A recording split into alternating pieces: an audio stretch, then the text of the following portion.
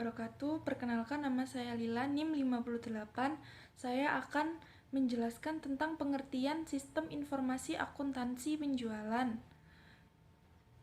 Penjualan sendiri menurut Mulyadi dalam bukunya Sistem Informasi Akuntansi adalah kegiatan yang terdiri dari penjualan barang atau jasa, baik pemberiannya dilakukan secara tunai ataupun kredit. Nah, maka dari itu sistem informasi akuntansi penjualan memiliki definisi bahwa sistem informasi akuntansi penjualan adalah subsistem yang mencakup semua kumpulan prosedur mulai dari pelaksanaan, pencatatan, kalkulasi, membuat dokumen, sehingga akan menjadi informasi penjualan untuk keperluan manajemen, di mana bagian lainnya yang berkepentingan akan dapat memanfaatkan informasi penjualan ini, yaitu dimulai dari diterimanya order penjualan sampai mencatat timbulnya tagihan atau piutang dagang atau piutang penjualan. Fungsi perencanaan sistem informasi akuntansi penjualan ada 4. Yang pertama fungsi kas, yang kedua fungsi gudang, yang ketiga fungsi akuntansi, dan yang keempat fungsi pengiriman. Fungsi kas sendiri memiliki tanggung jawab untuk menerima kas dari pembeli secara langsung. Yang kedua yaitu fungsi gudang. Fungsi gudang di sini berfungsi untuk menyediakan barang yang nantinya akan dijual atau yang diperlukan oleh pembeli, di mana ini sesuai dengan faktur penjualan yang diterima. Yang ketiga yaitu fungsi akuntansi. Fungsi akuntansi ini bertanggung jawab untuk melakukan pencatatan setiap transaksi penjualan dan penerimaan kas untuk membuat laporan penjualan. Yang keempat yaitu fungsi pengiriman. Fungsi pengiriman di sini berfungsi untuk menyerahkan barang kepada pembeli dengan kuantitas, mutu, dan spesifikasi seperti yang telah tercantum atau disepakati dalam faktur penjualan.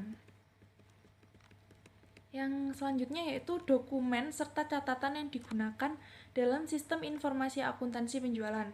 Dokumen yang digunakan yang pertama yaitu adalah faktur penjualan tunai.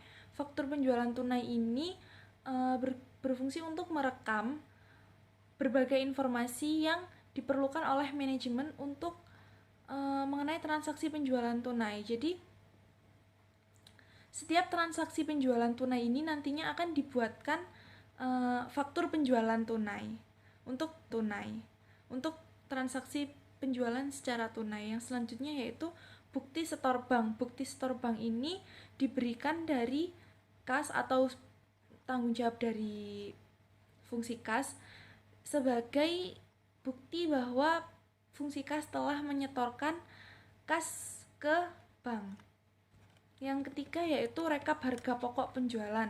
Rekap harga pokok penjualan ini digunakan oleh fungsi akuntansi untuk meringkas harga pokok produk yang dijual selama satu periode.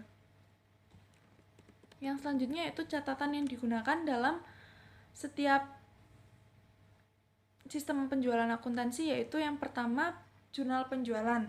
Nah, catatan akuntansi ini digunakan untuk mencatat transaksi penjualan baik secara kredit maupun tunai. Jadi jurnal ini berisi setiap transaksi baik transaksi itu tunai maupun kredit. Yang selanjutnya yaitu jurnal umum.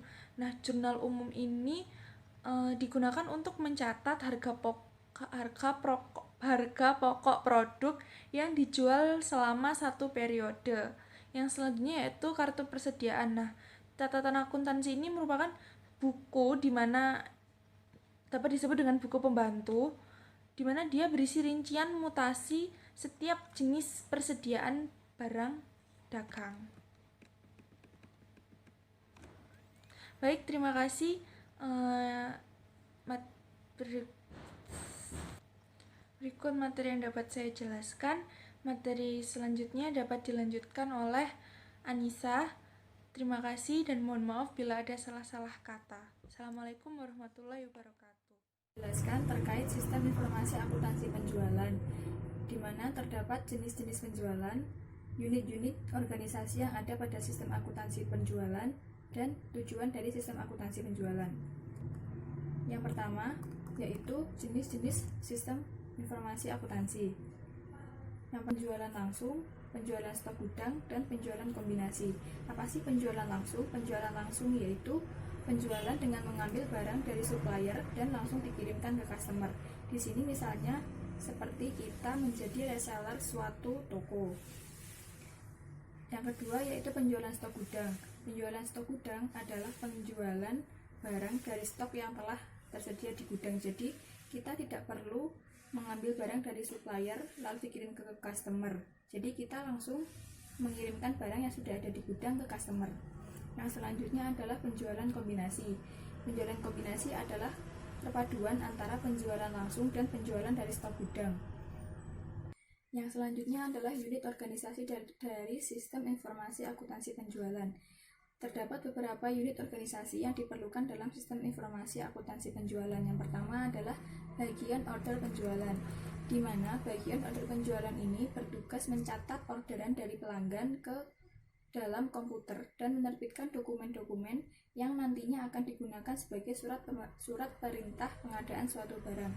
Dan tugas dari customer adalah memberikan informasi yang valid terkait nama, alamat dan alamat tujuan dan informasi-informasi yang akan dibutuhkan untuk memvalidasi pesanan. Apabila penjualan dilakukan secara kredit, maka dokumen-dokumen tersebut akan diteruskan ke bagian otoritas kredit untuk mendapatkan persetujuan penjualan kredit. Yang selanjutnya adalah unit bagian kredit, di mana unit ini bertugas memeriksa status langganan melalui workstation di bagian otoritas kredit. Berdasarkan informasi yang sudah diberikan oleh customer, kemudian akan diputuskan apakah order ini dapat dipenuhi atau tidak. Apabila orderan ini dapat dipenuhi, maka dokumen-dokumen tersebut akan diserahkan kembali ke order penjualan yang sudah diverifikasi dan ditandatangani dan kemudian akan diteruskan ke bagian stok dan delivery.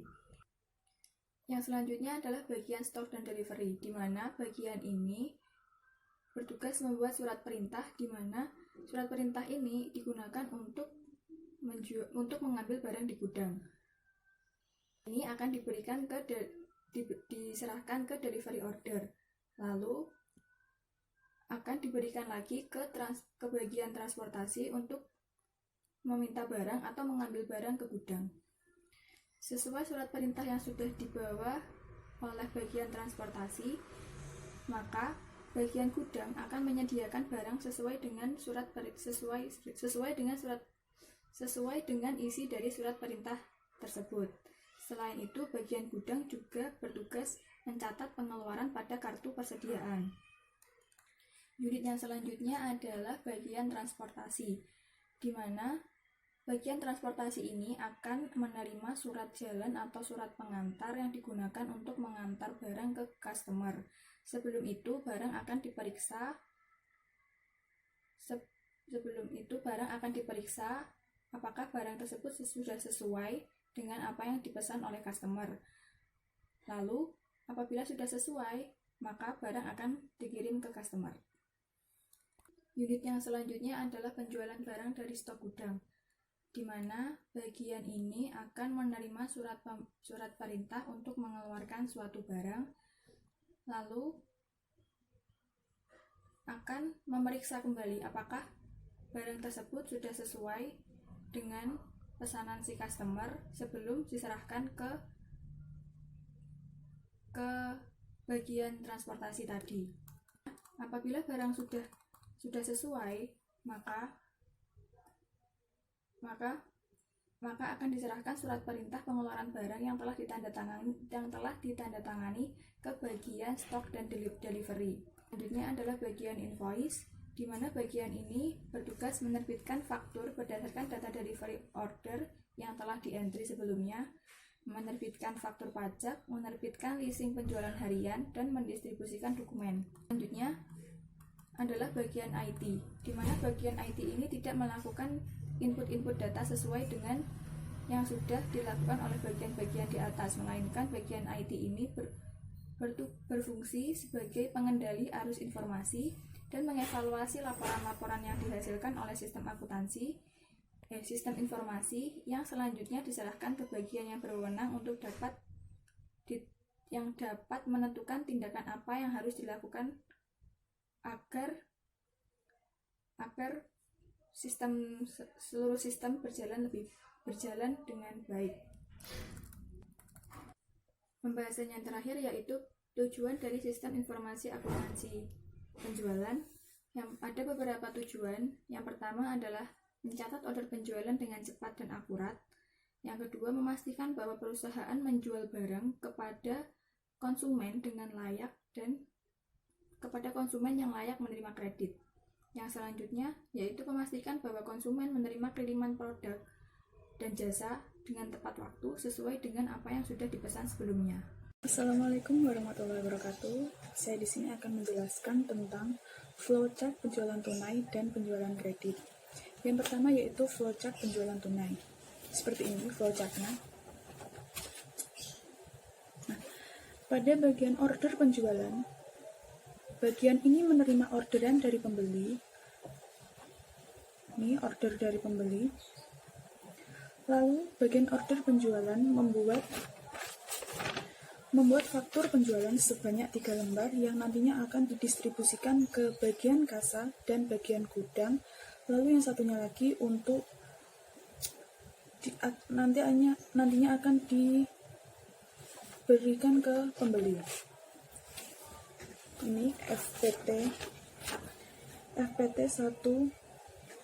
2, 3.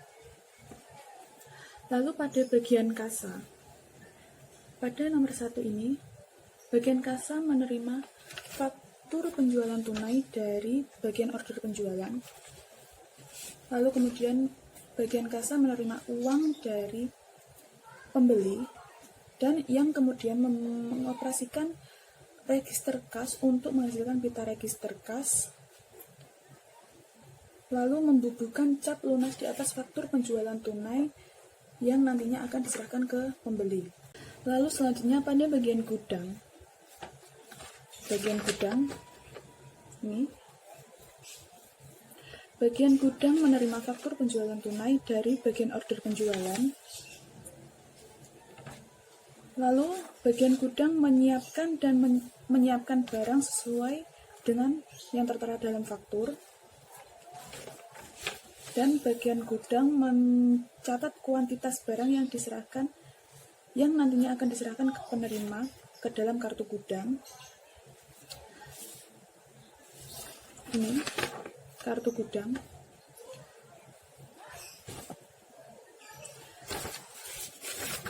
Lalu bagian gudang menyerahkan barang ke bagian pengiriman barang. Selanjutnya yaitu bagian pengiriman barang. Seperti ini bagiannya, alurnya. Pada bagian pengiriman barang, menerima faktur penjualan tunai lembar 2 bersama dengan barang dari gudang. Dan bagian pengiriman gudang menerima faktur penjualan tunai lembar pertama yang dilampiri dengan pita register dari bagian kasa via pembeli. Ini. Lalu setelah membandingkan faktur penjualan tunai lembar pertama dengan faktur penjualan tunai lembar kedua dan memeriksa pita register kas untuk menemukan apakah harga barang telah dibayar oleh pembeli. Lalu bagian pengiriman barang menyerahkan barang ke pembeli dan bagian pengiriman barang juga mendistribusikan faktur penjualan tunai lembar 1 ke bagian jurnal, buku besar, dan laporan dilampiri dengan pita register kas, dan lembar 2 diserahkan kepada pembeli. Lalu selanjutnya, pada bagian jurnal, buku besar, dan laporan, seperti ini.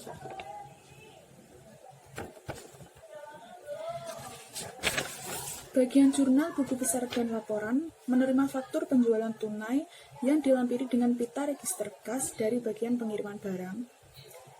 Lalu mereka mencatat faktur penjualan tunai dalam jurnal penjualan dan mencatat faktur penjualan tunai dalam jurnal penerimaan kas. Lalu yang terakhir yaitu bagian kartu persediaan dan kartu biaya.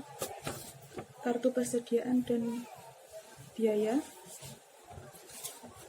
Bagian kartu persediaan dan kartu biaya menerima faktur penjualan tunai yang dilampiri dengan pita register kas dari bagian jurnal, buku besar, dan laporan.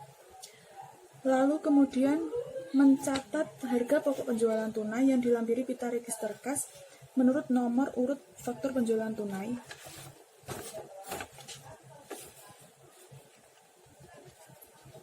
Dan ya, itu adalah flowchart untuk penjualan tunai.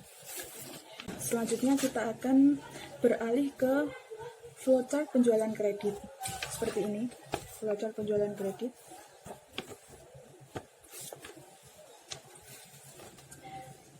Pada bagian order penjualan menerima orderan dari pelanggan atau pembeli. Berdasarkan surat order yang diterima dari pelanggan, bagian order penjualan membuat surat order pengiriman dan faktur yang akan didistribusikan ke lembar pertama dikirim ke bagian gudang, lembar 2, 3, 4, dan 5 dikirim ke bagian pengiriman, lalu lembar ke-6 diserahkan ke pelanggan, lembar ke-7 dikirim ke bagian kredit, dan lembar ke-8 dan ke-9 diarsipkan menurut sesuai tanggal order. Lalu selanjutnya ke bagian gudang, masih sama gambarnya. Bagian gudang menerima surat order pengiriman lembar pertama dan bagian gudang menyiapkan barang. Barang yang telah disiapkan kemudian dilakukan penyerahan barang. Lalu berdasarkan surat order pengiriman lembar pertama, maka direkap ke dalam kartu gudang. Dan bersamaan dengan barang, surat order pengiriman lembar pertama dikirim ke bagian pengiriman. Sini, bagian pengiriman. Lalu pada bagian pengiriman barang, bagian pengiriman barang menerima surat order pengiriman dan barang dari bagian gudang serta surat order pengiriman lembar 2, 3, 4, dan 5. Lalu bagian pengiriman menempel surat order pengiriman lembar kelima pada pembungkus barang sebagai slip pembungkus. Lalu menyerahkan barang kepada perusahaan angkutan atau kurir dan mengembalikan surat order pengiriman lembar 1 dan 2 ke bagian order pengiriman dan lembar ketiga diserahkan ke perusahaan pengangkutan atau kurir. Dan surat order pengiriman lembar keempat diarsipkan secara permanen menurut nomor urut. Lalu kita beralih ke bagian penagihan. Lalu pada bagian penagihan,